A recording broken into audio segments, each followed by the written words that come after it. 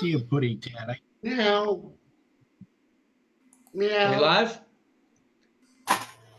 Usually that thing pops out. Are we live? I didn't see it. Okay. Said we Hello, are. everybody. Full Access Friday. Thank you all for joining me. We've got a special guest today, Evan Sayet.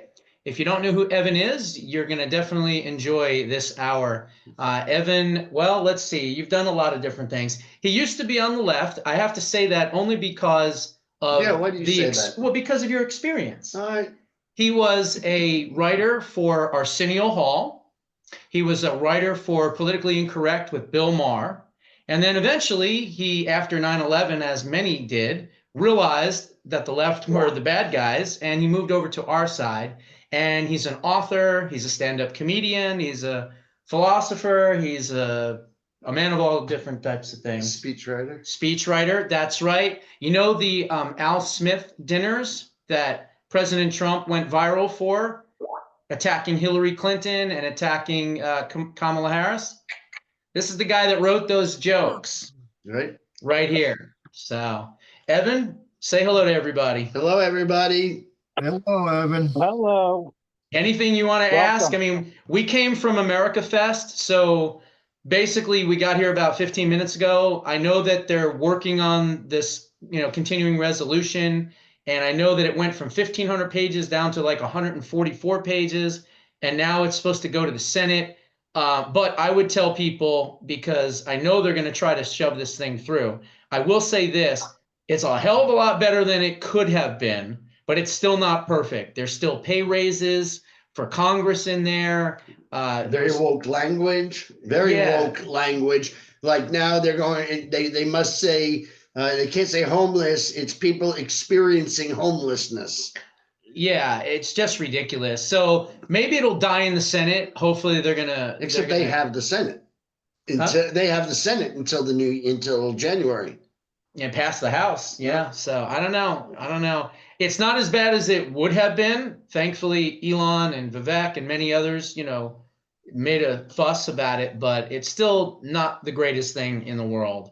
But I mean, I don't know. What do you think? You think it's going to really be a detriment to?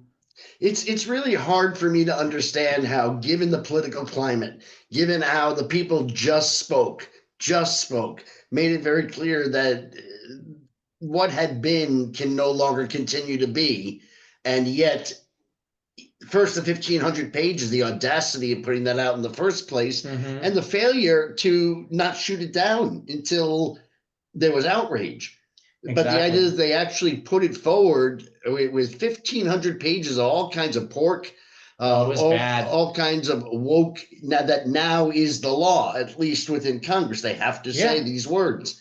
Whenever they put out a report, the fact that they didn't seem to learn their lesson is quite A, surprising, and B, disturbing. Yeah, it truly is. So I hate to start with on that note, but the reality is that this bill is nothing that we should have. I mean, we should have had them shut down the government until January 20th and then restart the government with President Trump. But I don't know. I think this means that Big Johnson is going to be Little Johnson and out the door. So I think they're going to get rid of him. That's a clever, dirty joke. You like that one? Yeah, you did. You did good. Good. So, all right, let's just kind of freestyle it tonight. So America Fest was good. It was fun. Interviewed quite a few people, including this gentleman over here. He came out from Vegas. He's staying with me for the next few days, and we've been having a good time. It's been fun. And whoops, someone just joined us, I think. I thought I heard someone popped in on us. And so America Fest was fun. Hopefully we'll get, there's Walter. Hopefully we'll get some, we'll get some good content from it. And I'm going back tomorrow and probably Sunday. We'll have to see. Somebody texting me. Let's see here. Are you guys following AmFest at all? Are you streaming it at all? I'm not. Not this year. No, I have not. It's funny. Neither one of us, because we've been to so many of these kinds of things, whether it was CPAC, whether it was David Horowitz's Restoration Weekend, whether it was any number of these. I don't even go in to see the speakers anymore because I saw them last week or last month or whatever. And I used to have an expression when I would go to David Horowitz's Restoration Weekend, and it was very Islam oriented, because that's what David's organization is. And I'd say, I'm just jihaded out. I don't need to know the last atrocity they committed. I know we're good, they're bad, let's fight. I don't know how much more I need to know. There you go. There you go. So anyway, so yeah, it was a decent time. We're gonna go back tomorrow. So tomorrow, I don't know if I'm gonna be able to get to doing a show. I'll try, but I'm not 100% sure. If I don't, I'll just throw up, a best of or something. But Do you have a best of? oh, I've got a lot of best least of. he's gonna put up a least worst of. Least worst of. Oh man. So let's just kind of just free fall it here. Jason, I'm going to start with you. I know that you weren't first in line, and I apologize to the others that were. You're in New Jersey, right? You're in our old stomping grounds where I'm from. What's going on with these drones? Are you seeing the drones yourself too? I have not since November 8th. Like I said, I was outside my fiance Jill's house. It was about 10:30 at night.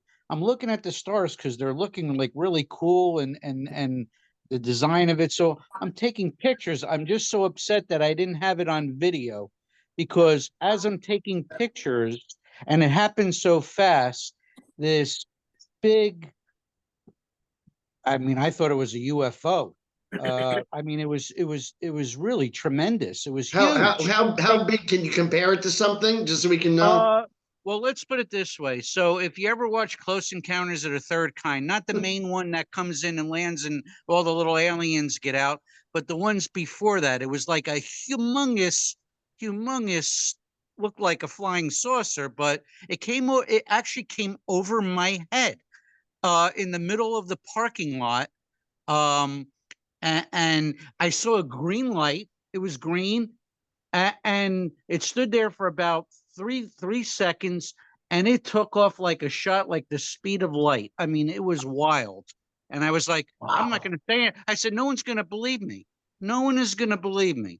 But they also spotted in Edison, which is about 10 minutes away. So this is before all the drone craze. But I was like, wow, I really thought it was a UFO. And that was back in November. November 8th. Damn. Has anybody else seen any drones personally themselves in the skies? Not of anybody I know personally. Anybody else here tonight? No. No, nobody else? Okay. All right. Yeah, I don't know. I've told you what I think it is. I think it's definitely adversarial. I do. I think it's either Iranian or Chinese. And when one of the theories that I've heard, and I don't think this is new to me, that there was some radioactive materials that was lost, and they were using these drones to try to find its signature. And that makes a lot of sense to me. And you know who broke that story is Wayne Allen Root. Yeah, I was just on his show the other day. The thing is, though, is that if that was the case, then why the secrecy? Why are they? Because you don't want people to know that a dirty bomb might be loose around town. That's a possibility. You don't want the panic. I obviously have no inside information, but that certainly makes sense. And when they keep saying we don't know what it is, but don't worry, it's not dangerous. That's a contradiction in terms. If they don't know what it is, how can they be reassuring to us? Yeah, exactly. So clearly they know, and Trump said that they know. Right. And this is a man who had been commander in chief. This is a man who knows, right? What the intelligence says. They know what it is. But they're not telling us. Well, why wouldn't they tell us unless it was something that's what I've been saying would terrify us? Exactly. So let's go around and let's ask everybody. So, Bob, what do you think is going on here in the skies? Is this adversarial? Is this our military doing training exercises? What's your take on it, buddy? I was thinking about it earlier. Somebody asked me about it, and I thought, I talked with you about, China, Iran, the government. What if the government is trying to test the citizens to see how they'd react to this type of technology buzzing our privacy and over the coast of, the East Coast. And it's like, I think it could be, I mean, I just have a feeling it's kind of like let's do it and see what the public says, Okay, almost like a dry run. Yeah, kind of like that, because Biden's probably going, no, we'll let the Chinese in because they'll come in unobstructed because they're so used to seeing the drones. What's to stop us now? Well, certainly Otherwise, people I were think posting. I'm sorry, Robert. People were making that same argument about COVID being a dry run for the opportunity just to see how far they can push us. How far that we would follow direction without reason. So your argument is almost a continuation of that prior argument. Exactly. Why just the East Coast? Yeah. Why just on the East Coast? Although some people have said that they've seen them over San Diego. Right. The gal I was interviewing Camp Pendleton. Was under surveillance, according to the reports. Mm-hmm. What about you, Glenn? What are your thoughts on these things? I'm thinking that it possibly could be China and Iran, like you were saying. I believe the government knows what they are and why they're there. And if it is them, why, like, what's the gentleman's name next to you? Because I'm bad with names. Evan, like he was saying, if they're keeping it from us, there's something going on. Mm-hmm. So, and then I made a comment on the video from today about, you saying shooting them down. But where they're at, it's so heavily populated, you're going to have a lot of fallout from that. So, and then I seen a video. I don't know if I shared it with you or not. There's some idiot out there with an AR-15. Yeah, I saw that video. He's just randomly shooting, this gun in the air. Think about where those bullets are. Yeah, that's not a good idea because what goes up has to come down. Exactly. As far as the government shooting them down, they're not always hovering over. They have to go someplace to land, and they have to come from someplace in order to arrive. They didn't just start right there hovering.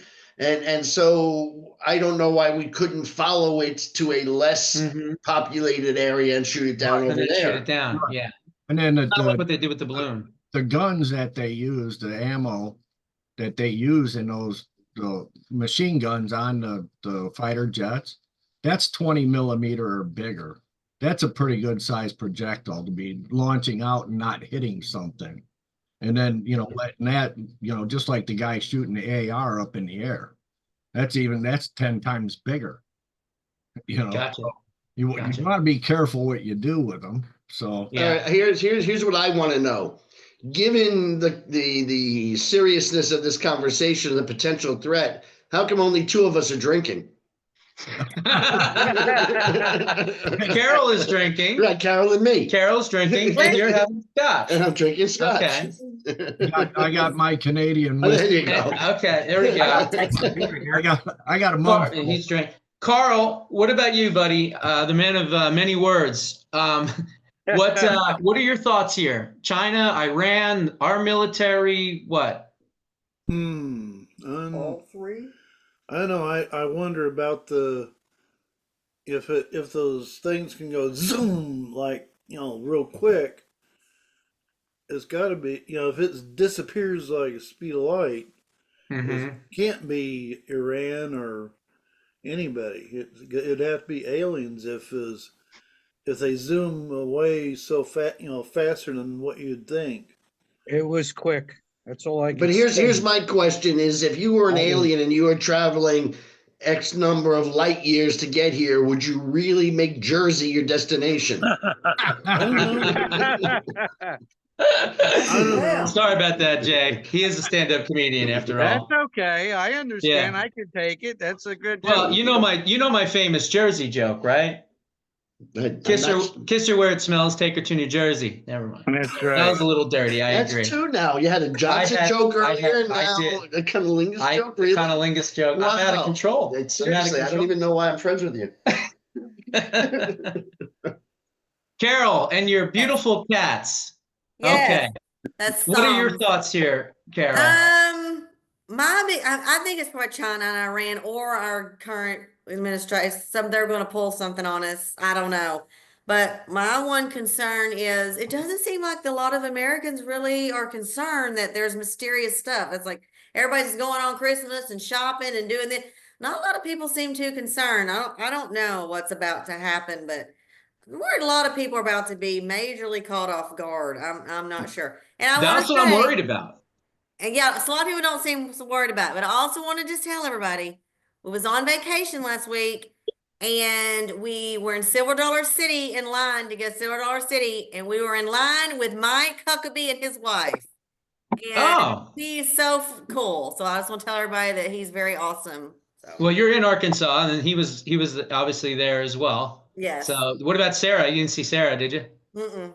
What do you think? What do you think of Governor Sarah? Is she doing a good job? She's doing a really good job. She's done a really good job. She's, you know, Yeah, she did a lot I'm of really fine glad things. her dad is the ambassador to Israel. I Yeah. think that's a spectacular choice. I do too. Yes, Absolutely. they said they've got to. He said he's still got to get through the Senate, but Of course. they know the House. He said they know the House they're going to stay in. That it's kind of being fixed up, but they already know where they're going to live in Jerusalem. Wow.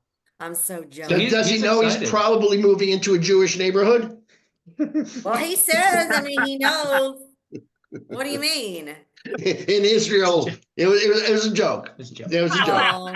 Oh, okay. That's There's right. That's okay, Armenians sweetie. there. You're drinking, There's so you have an Christians excuse. there. Right. So you're good. Yeah. So okay. what about you, Pam and Jeff? What are your thoughts here? You guys are in California. Are you seeing any drones or what? Well, Governor Murphy says don't worry about it. Well, obviously we're going to take him at his word, right? Yeah, he's the governor of New Jersey. He must know something, right? Yeah. Have you seen Yeah, he anything says or don't- no?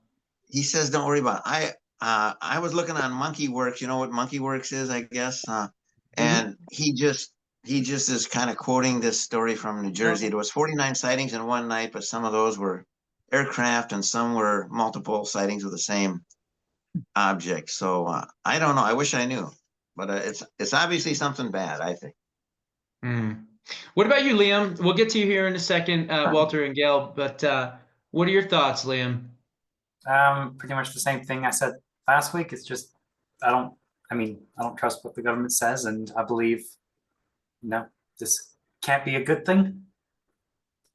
I mean, I'm going to hand this kid over the entire fortune of the Josh Bernstein show at some point in the future. He's my protege. He's a good kid. Walter, what about you? What are your thoughts? You're the lawyer. What do you think's going on here? It's definitely China with the absolute blessing, permission, and opening of the door to America from the current administration as a final middle finger to the United States population. And China welcomes the opportunity to surveil our country.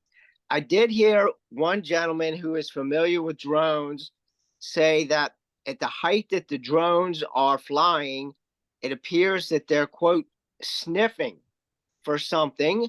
And he said that in his field, they pretty often use drones to detect radiation, gas leaks, that kind of thing. So he thinks that, and I agree with him, he thinks that the drones are there searching for something. Right, which is the theory that I put forth earlier, and that Wayne talked about, was that radioactive materials have gone missing, the kind that could be used to make a small bomb, a dirty bomb, and that's what they're sniffing for. It certainly makes sense. Given the height, given the focus on one particular area, as opposed to being spread out across the country. So that seems very plausible that it's sniffing for missing radioactive material. But the rumor that I heard that you're talking about, at least, they were saying that it's the U.S. government because they've lost this radioactive material. Right. That's what I'm saying. That's what I believe.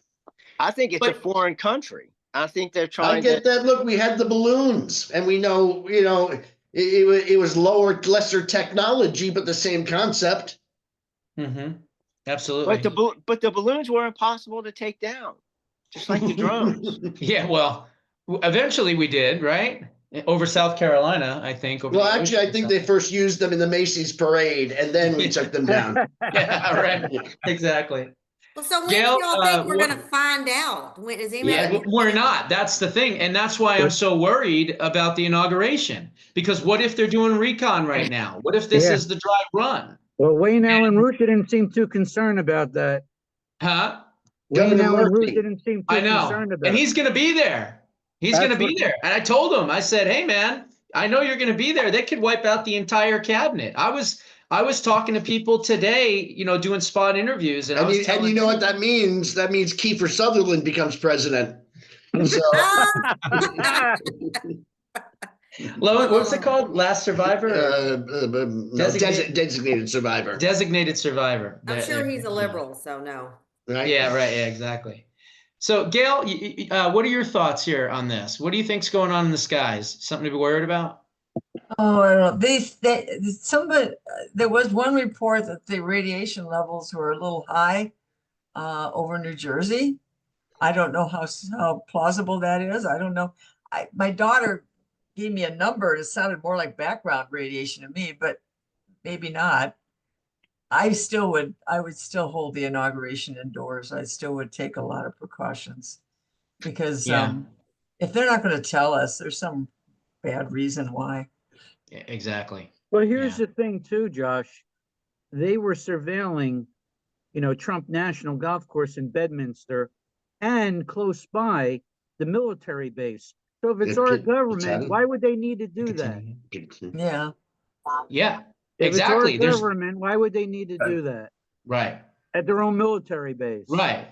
Yeah, that's why I'm saying I don't understand why people are not raising these red flags and saying, hey, are you paying attention?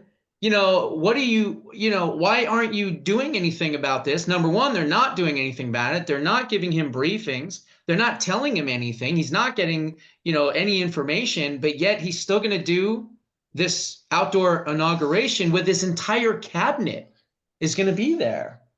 I mean, if God forbid this is a strike, MAGA's gone. The whole cabinet is gone. Not that the MAGA movement's gone, but I'm just saying all the leadership, the entire cabinet will probably be wiped out. Right, Vivek. They're all going to be there. They're all going to be there. But the good news is my ex-girlfriend's going to be there too. So it's kind of a trade-off for me. It's a trade-off for you. Overall. Yeah. Maybe it is a foreign country and they're looking for that dirty bomb. They were monitoring where it is right now. I don't know. They know who has it. They're monitoring it. Mm-hmm. Your ex-girlfriend isn't Whoopi Goldberg, is it? No, although I get the Goldberg, the last name, should be approved by the family, but no. Made that up. She made that up. Oh, man. So, all right. We talked about the drones and everything else. What else does anybody else have on their minds that they want to ask questions or what have you? So this is how you do the shows. Yeah. You just sit here and you let them do all the work. Only on Friday nights. You have no question. All right, only on Friday nights. The rest of the time you're. Sometimes I have a bunch of topics we're going to cover, but we were running late. What do you want from me? You're actually kind of. Huh? We're winging it. You're a lazy host. I'm a lazy host. Yeah, I'm just saying you're a lazy host. You're making them do all the work. They are. They love to do the work. Josh and I go back a long way. Don't worry about it. Sorry. Go. No, you're good. You're good. So let's see. Well, Carol's drinking. She could come up with something interesting, but anybody else who wants to? I'm just curious what's in that bill as far as checking email. What's in that compromise bill? That's what we were trying to figure out. The computer's over there. I can't really reach it, but that's all right. You know what? You do it. I'll be right back. Okay. All right. We only need one, right? Yeah, you're doing a good job. All right. Well, I read something We yesterday. haven't talked about my book yet, so I'm going to leave the room. I'll be back. We got to talk about his book at some point too. I have, Interesting book too. I have The a question. title of his book is Magic Soup, Typing Monkeys, and Horny Aliens from Outer Space. The patently absurd, wholly unsubstantiated, and extravagantly failed atheist origin myth. That's the name of his book. Okay, it's pretty insane. I hate to ask. Carol has a question. Okay, Carol, go ahead. Is it true? I've been extremely busy and been out of town. Is it true the Biden administration is selling off Trump's wall for pennies on the dollar? Oh yeah. Yes, it is, sadly. So Now, I believe he has not only put out a public statement about it, but I think he's trying to file a lawsuit, an emergency lawsuit, to get them to stop doing it. Because the sad reality is that if they do that, we have to buy it back. So maybe there's going to be someone on the right that buys the rest of it and saves it for him. I've heard that there's someone that is trying to negotiate that. But the problem is that they don't want the wall, right? And they have control over who can buy it. So this horrible administration on the way out is they're just doing anything they can to piss us off, number one, and to do whatever they can, number two, to make his term coming in that much harder. So it's really just ridiculous. I think Liam's got his hand up. What's up, Liam? Oh, you were just saying, telling us to speak our minds on topics, and something that got me fired up yesterday was the Trump and Chip Roy fight. I don't know if you read that on the Gateway Pundit yesterday, but I just moved into Chip Roy's district last Saturday, so obviously I support him. But it's like in my opinion, Chip Roy is going against the establishment as well as everyone else who's voting against this bill. I mean, yeah, Trump supported it because he has to, but it's like we're going into more debt, and I just don't like the idea of that. And I don't know. Yeah, I don't think anybody likes the fact that this administration, this lame duck administration, without even a legitimate president, we don't know who's running anything, and they're trying to pass legislation at the last minute, and it's just insane. I don't see why we can't just let the government shut down till January 20th, and those people are all going to be gone. They're not going to want to work for Trump. They're not going to be able to work for Trump's administration. He's going to fire them anyway. So why not just close it down? Why do we remember what I said in the book? The government never shuts down. Okay. It's a myth. Certain things shut down, this and that. But you know what? These workers in the administrative state, secretly, they love shutdowns. You know why? Not only do they get time off, but then they get back pay. They get reimbursed. It's ridiculous. There's no such thing as a, quote, government shutdown. It never shuts down. So I'm trying to get details on what's in this thing. I don't know. I'm not seeing a lot of stuff here. Let me see. I hope those checking the emails is not in there, as far as not being allowed to check the Congress's emails. I hope they don't have mandatory vax or spying on us in there. That I haven't heard of. No, it was in there, the original one. It was right. The original one. Oh yeah. And the stadium for the Redskins, I think got put into the House bill that they just passed. You know, Josh, what's so ridiculous about that is the soccer teams in Europe that have stadiums the same size as those in America for NFL games. The government never has and never will pay for those. Every single team pays for their own stadium. I don't understand why all these teams in the NFL keep getting billions of dollars for stadiums. Yeah, they have enough money to pay for it themselves. I think the fans should get up there and strike or do something. Yeah, and they gave themselves a raise too. Yeah. I mean, it's unbelievable. For everyone suffering, they're giving themselves a raise. Yeah, exactly. The only positive thing I can say is that the first bill was 1,547 pages, and this one is 118. So that's a drastic amount of pages less. They could have done 2 pages. But still 118 pages, you could shove a lot of shit in there. I know.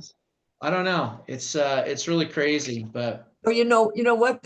There's some airports that hired private security, and people are saying they're nicer, faster, and more thorough. Right. The people that are, and also people were picking up the garbage in the national parks. They were taking care of it themselves. Right. The people that live there. Yeah.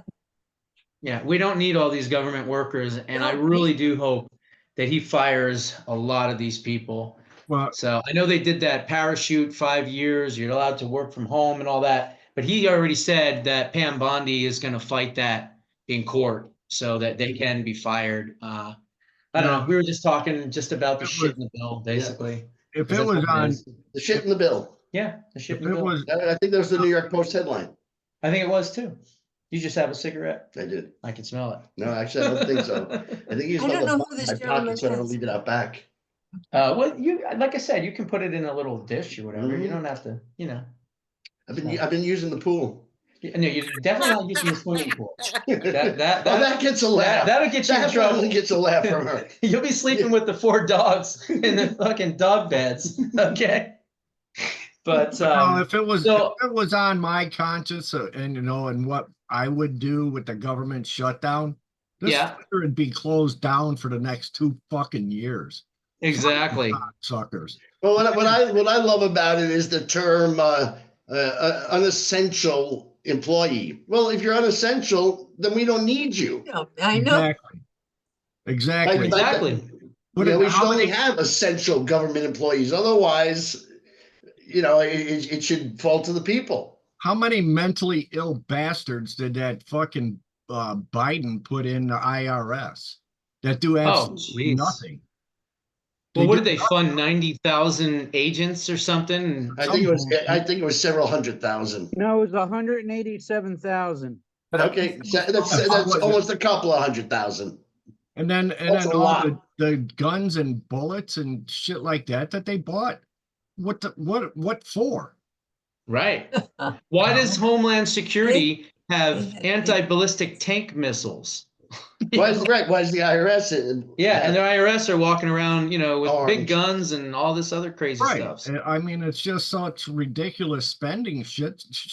Shut the place down for a couple of years and get it straightened out. Exactly. It's funny. Many years ago, they held the Olympics in Los Angeles, and they were threatening that it would just, given how there's already gridlock, how having the Olympics there was just going to make it god awful. And instead, it was the easiest time ever because everybody who could left town. If we can just shut down the government and everybody leaves town, we're actually going to have a better government than we have now. Yeah. Government is better closed than it is open, obviously, especially with these. I remember when we had a strike one time in California of Mexican of workers. Right, a day without Mexicans. Yeah, and it was wonderful driving. It was. Those taco stands. Right. I mean, but there was no traffic. There was no. It was actually the easiest day in the history of Los Angeles because I lived there for 35 years, so I know it well. And everybody had hubcaps. So. So, all right, you want to introduce this interesting book? I already read the title to that. Okay. Okay. In addition to being a stand-up comic, in about 2007, I gave a lecture to the Heritage Foundation that Andrew Breitbart called one of the 5 most important conservative speeches ever given. It remains all these years later the single most viewed lecture in Heritage Foundation's history. So I'm a pretty serious writer, and what that talk was about was explaining why so many good, smart, decent, loving, caring, generous people, all right, our friends, our neighbors, our colleagues, sometimes our family members, I'm talking about Democrats, will ignore fact and reason and invariably side with evil over good, wrong over right, ugly over beautiful, profane over profound, and failure over success. And this talk became such a phenomenon that when it was going viral, and this is a 47-minute talk to the Heritage Foundation. It's not me doing stand-up. It was not entertaining in the slightest. It was rather wonkish. But it went so viral that National Review Online posted a bulletin that said, "This talk from Evan Sayet," and they linked to it. "This talk from Evan Sayet is cramming our inboxes. Please stop sending it."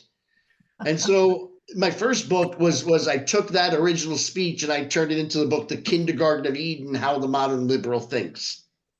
I then expanded on it in my second book, which was called The Woke Supremacy, which points out that wokeism is actually a supremacist movement. Normally when we think about supremacist movements, we think about it in terms of race. But the reality is that history is chock full of supremacist movements that have nothing to do with race.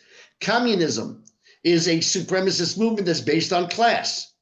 Tribalism is a supremacist movement that's based on blood.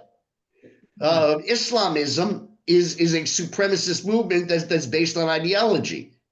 The definition of a supremacist movement is one that believes only certain people are entitled to the rights, privileges, and protections of society, while all others are to be denied these things, fully disempowered, silenced, and eventually canceled. And that's what wokeism believes, is that only the woke are entitled to freedom of speech. Only the woke are entitled to freedom of assembly. Only the woke are entitled to be protected in the streets. All others are to be denied these things. So the second book, The Woke Supremacy, makes the case that wokeism is a supremacist movement. Finally, this last book, my newest book, we need a revival in belief in God. All right. And this is not going to happen unless one thing changes. See, the vast majority of atheists today, and we are the most atheistic society in Western civilization's history. Really? And the vast majority of atheists today don't even rise to the level of atheist. They've simply never given God's existence any thought at all. And the reason is they've been told that God is not scientific. And they want to be scientific. We all want to be scientific. We want to be rational. We want to be factual. We want to be, but what they don't tell them is the only alternative to God, let's say not God, is also not scientific. If science is defined as materialism, that the answer has to come from within the materials and forces of our universe, within the 4 dimensions of height, width, depth, and time in which we can perceive, then any alternative to God is also not scientific. It's really simple. There are only 2 possibilities, given that the universe is here. Either it was always here, or it wasn't always here, right? It was or it wasn't. Those are the only 2 possibilities. If it was always here, then it's not scientific because it's outside of the dimension of time. If it wasn't always here, then it's not scientific because it would have had to have come from outside the materials, forces, and laws of our universe. So the only alternatives to God are also not scientific if we agree to use the limited and false definition of science, which is materialism. And we have to be able to convince the kids that God is exactly as scientific as not God. And now we've got these 2 let's say extra scientific theories. One of them is true. Which one? Well, here's how I answer that. I say, okay, I believe in an invisible man in the sky. However you want to caricature what I believe, I'll cop to that. Okay, you can even say I'm an idiot, I'm brainwashed, whatever you as an atheist think of my belief in God. But tell me, enough about me. What do you believe? What is the scientific theory? You tell me you believe in science. What is the scientific theory that explains the origin of the universe? What is the scientific theory that explains how the cosmos went from the literal definition of chaos, the instant after the Big Bang, to literal precision? The cosmos, 1 in 80 million trillion parts, had to have fallen just that way for we to be alive today. So at any rate, my book makes fun of them the way they say we believe in an invisible man in the sky when that's not actually. So my book is Magic Soup, which is what they believe about primordial ooze and how life came from the magic soup. It's Typing Monkeys, which is the infinite monkey theorem, which is how did the universe fine-tune itself? Well, if you put enough monkeys in a room for enough time with enough typewriters, eventually you'll get any outcome. And how did life begin on Earth? I swear to you guys, the latest, best, and in fact, only remaining theory is something called directed panspermia. Yeah, I know. That is, how many of you have heard of directed panspermia? Right? Okay, at least one, at least 2. Directed panspermia is the theory that billions of years ago, aliens built a rocket ship, came to Earth, and planted the seeds of life in the Earth. And that's how life on Earth began. Aliens from outer space. Those are my horny aliens. Oh, okay. All right. And so I wrote this book for believers to give to their non-believing friends, not to convince them of any one religion in particular, but just to reintroduce God as a possibility so that they at least think about it for the very first time. Because I have an expression, the first time you think is the last time you're an atheist. Yeah. Wow. There you go. So I don't know how many of you are in this room, but I'm going to be looking at sales. If they don't go up by 1, 2, 3, 4, 5, 6, 7, 8, 9, I know who you are. All right. I know who you are. Remember that long title. Yeah, put a link in the comments down below, eh? The atheist. Will you put them Yeah, I in? will. Okay. The atheist origin myth is the name of it. But that's the short name. Yeah, yeah. We're all broke because we bought Josh's book for all of our relatives. Every one of our relatives. are Well, all God broke, bless you. so. Indeed, I appreciate that because that's exactly, I wrote it for, and in fact, one of the reviews I received from a best-selling author and actually a California Teacher of the Year was that believers often give their non-believing friends C.S. Lewis's Mere Christianity. Now they will give them Evan Sayet's book as well. Well, there you And go. so that accomplished exactly what I want to accomplish. I want believers to say, do me a favor, read this one book, because they're not going to read St. Thomas Aquinas. You know, they're not going to read any of these books that are just so earnest and difficult. My book is fun because of my history as a stand-up, my history as a television writer. I made it funny, I made it fun, but it is factual and persuasive. There you go. So wait, let's talk a little bit about the Kindergarten of Eden, and kind of explain, I guess, not like the entire book, but like its premise, and then also, not that I want you to do your whole act, but just that one part. But you can't do that one part because it's a whole bit, but I'll do my best. All right, do your best. Have a little bit more scotch. Yeah, okay. What he's talking about, I don't need more scotch. They need more wine. Go get more wine.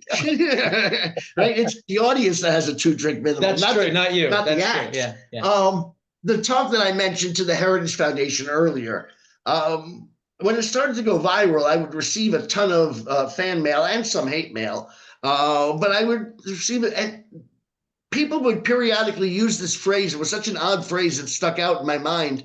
They'd say, you know what you have there? You have the unified field theory of liberalism. Once you understand what I explained in that talk, you understand why good, smart, decent people will reject fact and reason and side only and always with evil, failure, and wrong. And I'll just give you 2 examples. How do you look at Ferguson, Missouri, and decide that a sweet and innocent young black man was gunned down in cold blood by an evil white racist cop, when in reality, Michael Brown was a career thug who had just recently strong-armed a local businessman who had punched the cop, Darren Wilson, in the face and tried to murder him with his own gun? How do you get it so wrong? How do you look at the Middle East and decide that the evil is that liberal democracy of Israel, with its gay pride parades, with its woman prime minister back in the 1950s, 60s, and decide that they're the problem and not the homophobic, xenophobic, and I do believe even a little bit anti-Semitic Muslims? Oh, yeah. How do you get it so wrong? And so when I wrote the book based on that original speech, having heard the expression, the unified theory of, I wrote it as if it were a scientific law with 4 laws and 3 corollaries. I'm going to give you just the first 2 laws and you'll understand everything. I'm going to give it to you as written in the book, and then I'll explain. In the 1980s, by no coincidence, when the first babies born after World War II, who had become the children of the 60s, when they started to become the powers that be in academia and education, news and entertainment, in the 1980s, thinking was outlawed. And it was deemed by these people to be a hate crime. The thinking behind the outlawing of thinking is this: anything that you believe, anything that I believe, anything that anybody else believes is going to be so tainted by your personal prejudices that the only way not to be a bigot was to never think at all. Right? They were raised to believe that indiscriminateness is a moral imperative because its opposite is discrimination. Right, but now you would think, okay, if they're indiscriminate, sometimes they'd be right, sometimes they'd be wrong. Why is it they side only and always with evil, failure, and wrong? And that's the second law of the unified theory, which is that indiscriminateness of thought, this is how it's written in the book, indiscriminateness of thought does not lead to indiscriminateness of beliefs. Indiscriminateness of thought leads only and always to siding with evil over good, wrong over right, ugly over beautiful. Why? Because if nothing is better than anything else, if no culture, no religion, no form of governance, no familial construct, if nothing is better than anything else, then success is unjust. Why should a person, a nation, a culture, why should something succeed if it's not better than anything else? The flip side is failure, as proved by nothing other than the fact that it has failed, serves as proof positive that the failure has somehow been victimized. And then it's only by extension. If good and evil, if success and failure is proof positive of injustice, then great success and great failure is proof positive of a great injustice. And long and sustained success and failure is the greatest injustice of all. So why do they hate America? It's not because we're the most evil nation on the planet, by far. The reason they hate us is because we are the most successful nation on the planet. Why do they hate second most the Jews of Israel? It's not because the Jews of Israel are the most horrible people on the planet. It's because the Jews of Israel have been stunningly successful. The Palestinians have been amazingly failed. If you can't say it's because Judeo-Christianity is a better religion, philosophy, way of life, way of conducting business than is Islamism, if they have to be seen as equally good and equally right, the only explanation for Israel's success is that they are the oppressors, and the only explanation for the Palestinians' failures is that they've been oppressed. Right? So that's how liberals think. And that's why they get everything not just wrong, but as wrong can be, 180 degrees from right, because they have to side with whatever. There's a museum in New York called the Guggenheim where they have a banana that they tape to the wall with masking tape. Why? Because they're trying to prove to you that nothing is beautiful. Nothing. The answer to every. Didn't someone pay millions of dollars? No, they paid millions of dollars. And by the way, you don't even get the banana or the masking tape. You simply get a letter. Yeah, I'm serious. You get a certificate of authenticity, which it's not even authentic because you have to go to the store to buy the masking tape and the banana. Oh you wanted my stand-up act. This is hard to do because it builds and builds and builds, and we don't have time for it. But I'll try my best. And I haven't done this in a long, long time. I believe you're not on the spot. I believe that the modern liberal is the stupidest person to have ever lived. Yeah. And by the way, I don't feel good about calling other people stupid. I do. But in fairness, you know what? They call us stupid. And I understand why they think we're stupid. It's because they're stupid. Yeah. Okay. I get a little laugh. I heard it. But now I have a problem. If the modern liberal is as stupid as I believe them to be, how do they keep reaching the tops of their professions? And whatever it is I think of Nancy Pelosi, the woman was recently the Speaker of the United States House of Representatives. Whatever I think of Henry Gates, the man is a tenured professor at Harvard University. And whatever I think of Anderson Cooper, the man is an award-winning journalist on a national network. How is it, if they are as stupid as I think they are, they keep reaching the tops of their professions? And then it dawned on me, liberals enter only those professions where you don't ever actually do anything. Oh, that's a good one. But every profession we associate with liberalism, whether it's academia, whether it's journalism, whether it's entertainment, whether it's politics, it's all talk, but no action. And when you don't do anything, you don't need to know what you're talking about. So the liberal enters academia. Why? Because the academic doesn't do anything. It is so obvious that the academic doesn't do anything that the name of his profession, academia, has become a synonym for not doing anything. As in, it's all academic anyway. Let's go do something. The job of the academic, don't shake your head no. That's not the right response to a joke. It is so obvious the academic doesn't do anything that I actually screwed it up already. But the job of the academic is for somebody who doesn't do anything to lecture to children who don't do anything about the people who do things and did things and the things that they did and they do.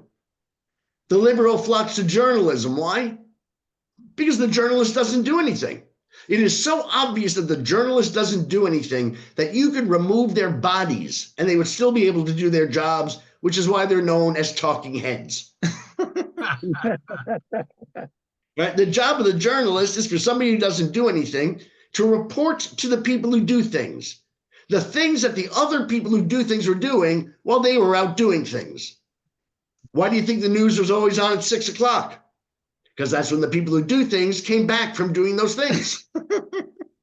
That's true. Anybody laughing? You're not laughing. You're not laughing. You're not laughing. You're not laughing. You're laughing. All right. There you go. He's laughing. You don't see me laughing. Anyway, you know what? It's available. Go to YouTube. He actually has an Amazon Prime special where he does a stand-up routine, and it's pretty funny. Oh, it's beyond funny. It's brilliant. It is. He's a smart guy. Let's face it. I mean, he's an intellectual. That's why we get along so well. We play off each other pretty well. His opposites attract. And well, we were up till 3 o'clock in the morning last night, just bullshitting, talking, and all that. It was a lot of fun. Is he a Jew? Is he a Jew? Huh? Is he a Jew? He's a Jew. You're a Jew? I'm a Jew. Are you a bad Jew like Josh and eat barbecue pork all the time? I eat pork. Okay. I'm not a good practicing Jew, but I'm getting there. Well, I'm getting there, trying harder. Trying harder. It's funny, I used to have a joke in the act back when I used to perform in the South. This guy would yell out, "You Jew?" And he was asking me, "Are you a Jew?" Yeah. I had my Southern to English dictionary with me. He was asking me, "Are you a Jew?" And he said to me, "The Antichrist is a Jew." And I said, "You can't believe that." I said, "According to you, if the Antichrist were Jewish, he would have had 666 marked down to 495. Is he serious? Okay, that was good. All right. That was good. It's still nothing. What's Carol? Carol's shaking her head, just no. What's the matter, Carol? I'm a college professor, by the way, so you're running. Oh, that's why. Hey, I'm a journalist, right? So hey, everybody can laugh. And I didn't even get to the entertainment part. Let me think how this goes. You know why liberals flock to showbiz? Because in showbiz we don't do anything. The job of the actor is to pretend to be doing the things that the people who do things do. Oh. Right? That's right. Gosh. Julie, you just joined us. Oh, we'll start at the beginning. Thank you. Man. Oh, Gail. Okay, what's up? You have your hand up. I just know how to make him stop eating pork because somebody asked a cannibal one time in the islands of Fiji Islands or wherever, and he said, "What does pork taste like? What do humans taste like?" And he says, "It tastes like pork." Well, there you go. I don't know. I went out to a restaurant and I had rattlesnake. That was pretty. Are you good. not allowed to as a Jew? Huh? You're No, allowed you to can have rattlesnake. Yeah. Sure. I'm going to say rattlesnake is not kosher. No. No, it's definitely not kosher. Okay. I'm sure. What's that, Jason? I said it doesn't have fins and scales. No, but they brought this thing onto the plate and it had the like its spine basically as like proof that it was rattlesnake. And it was really gamey. It tasted very like gamey. I tried it one time years ago and it was very gamey. Yes, it's very gamey. Yeah. So what do you teach at the university? Carol, what do you teach? I teach medical coding and billing and, medical terminology. Well, that's practical stuff. Yeah, so you're actually doing things. Yeah, you're actually doing things. You're helping people to actually do things. As opposed to, gay feminist African literature. Right. Yeah. Basket weaving or whatever. Yeah. Yeah. I tried, I tried. Hey, you know what? You're doing a good job. How do you know that? Huh? How do you know she's doing a good job? I've known her for years. She's been a supporter. Okay, but you know what she does at work? No, I haven't seen her at work. Yeah, I mean, but I'm assuming she does a good job. Listen, we're all extremely close and we're all gun fanatics. So I got you. So I'm the outsider here is what you're we're all tight and we're all gun fanatics. Yeah. They would all walk over broken glass. I actually had a joke. All right, Carol, you didn't like my joke so far. What about this one? I've got a bit about maybe we can find middle ground with the Democrats. For example, on gun control.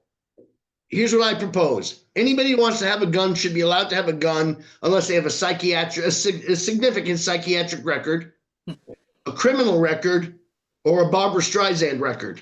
Or Bette Midler. Or Bette Midler. That's even worse, I Bette think. Midler, well, that was from my old act Or Yeah. Whoopi from all Goldberg. those years ago. Yeah. I said, what about licenses for illegals? I think we can meet them halfway. Illegal if they're driving north, perfectly legal if they're heading south. There you go. All right. Hey, you know what? You're doing good. You're I'm doing good. fine. You should Getting be trying- better. You're getting better at it. A couple more sips. You'll be Oh, good. who are these people? How'd they get into my bedroom?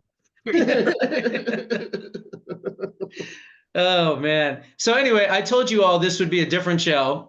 And I told you that I'd have a friend with me that is a pretty brilliant guy. He's smart and he's done a lot. He's done a lot of different things. So what's the coolest thing that you've done recently? Oh, recently.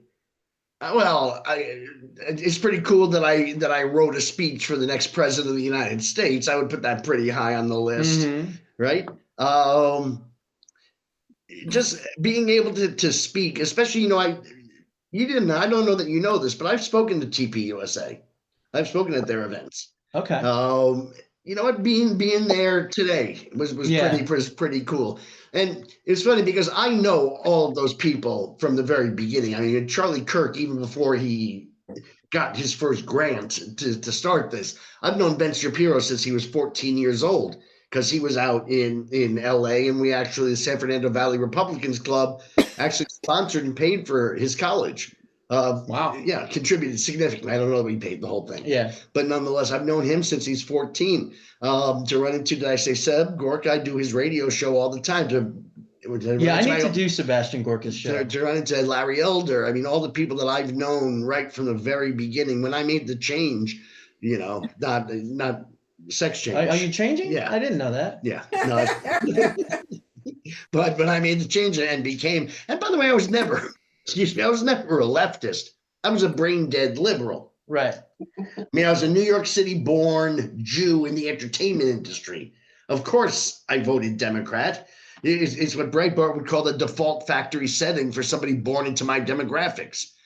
Right, but here's what changed me. I call myself a 9/13 Republican. Right, 9/11 didn't surprise me. Obviously, I didn't know the date. I didn't know the target. The carnage sickened me.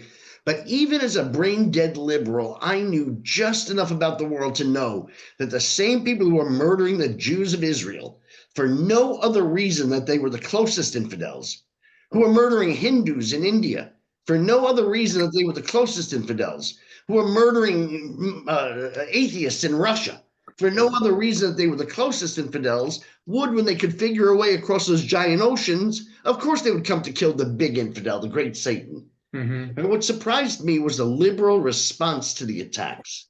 The idea that we deserved them, that it was the chickens coming home to roost, not wholly dissimilar to their response to the attacks on October 7th. Yeah. The same thing of taking, and I had to think, if this is what a liberal believes, then maybe I'm not a liberal. And just like I said earlier, the first time you think is the last time you're an atheist. Actually, I used to say the first time you think is the last time you're a Democrat. Yeah, which makes a lot of sense too. See, I've never been a Democrat ever. I mean, we weren't really just political. We were like apolitical. We didn't really talk politics, right? My mother, she didn't talk politics. My father, right, Jason? I mean, No. Gary, nobody talked politics. It wasn't like a big thing back then. No, Actually, you guys, when I came out here, that's when I changed. No, you guys talk garbage hauling and seltzer bottles, being delivered on Sundays, Right. and, walking to shul and temple, that's what it was all about. It wasn't really politics. When I moved to Arizona, that's when I got out of that New York City, New Jersey, Connecticut, tri-state area bubble, and I saw out west, wow, this is different, right? People actually think for themselves. People are nicer. People, are doing all these different things. And it's like, wow. I mean, I'm looking at the news people. The people in New York and New Jersey, when they do the news, they're in full suits. Maybe not so much anymore, but they always were when I was a kid. Here, they're wearing golf shirts and shorts. And I'm like, wow, this is like so laid back. So, and then you go into a studio and you see they're not wearing pants, and it just changes you.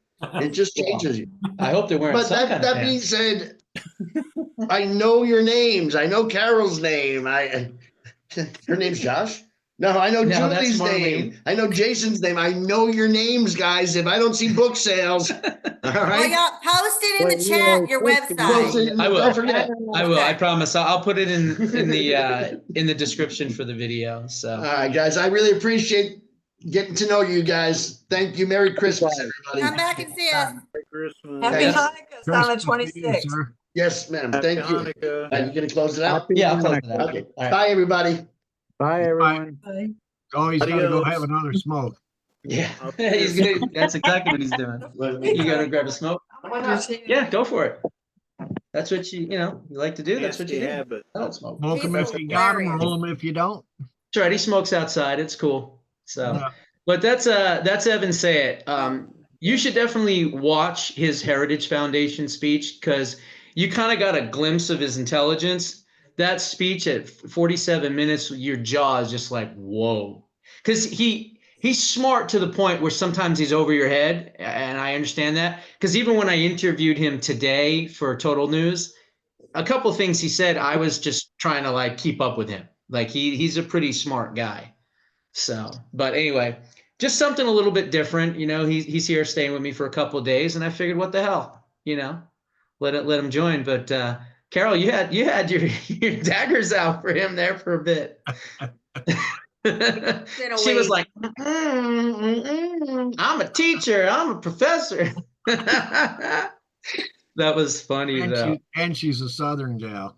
And she's a Southern gal. Yes, absolutely. Southern And they don't girl. play around, them Southern gals. No, they're tough. sometimes batshit crazy. Yes, they can be. They can be, that's for sure.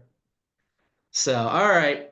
Well, that's all I really had for tonight. We're just gonna, I just kind of winged it tonight. Like I said, I got back 15 minutes before I got in the air. I was busy all day, walking around, getting interviewed, doing interviews, meeting with people, collecting business cards. But one thing I will tell you about Evan, he's written a lot of books. They're all self-published. He doesn't have a publisher. I did. Anyway, but he's been showing me and teaching me different ways to market the books and different ways to sell the books and things like that. And he gave me some really good pointers last night and today. So I'm going to follow up on it and see what I can come up with. I also interviewed the gentleman from Chase, PA, Pennsylvania Chase, that helped win Pennsylvania with Scott Pressler. So I made a good contact with him. And then I made another contact with somebody that knows RFK Jr. really, really well, has been to their house and they've partied together and hung out. And she's an anti-autism advocate. So far I made a couple of interesting connections. So we'll see if anything comes from that. Right now I'm working on trying to find a publicist.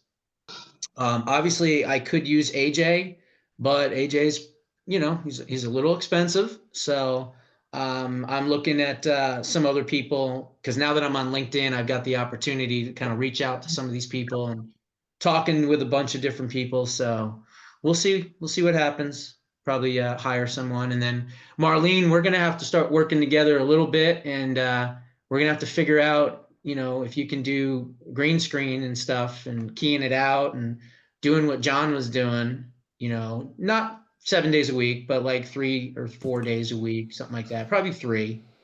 You could probably commit to what, 3? I can't hear you. You're muted. Your thing is off.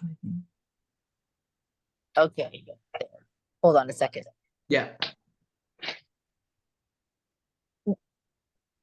I'm thinking that we're recording. Huh? You're thinking We're what? still recording. I can't hear what you're saying. Still recording. You're still recording. Yeah, we never cut it. Oh, you didn't cut it. All right. That's Yeah, okay. you never said to cut it, so I've been waiting That's all for right. you to say cut it. You can go ahead and cut it. I'll do the outro real quick. Those are all my thoughts for this evening. Can't wait to hear all of yours. We'll see you next time. Go ahead and cut it. Okay, awesome. Merry Christmas. I had a drink or two. I'm not gonna lie. So, but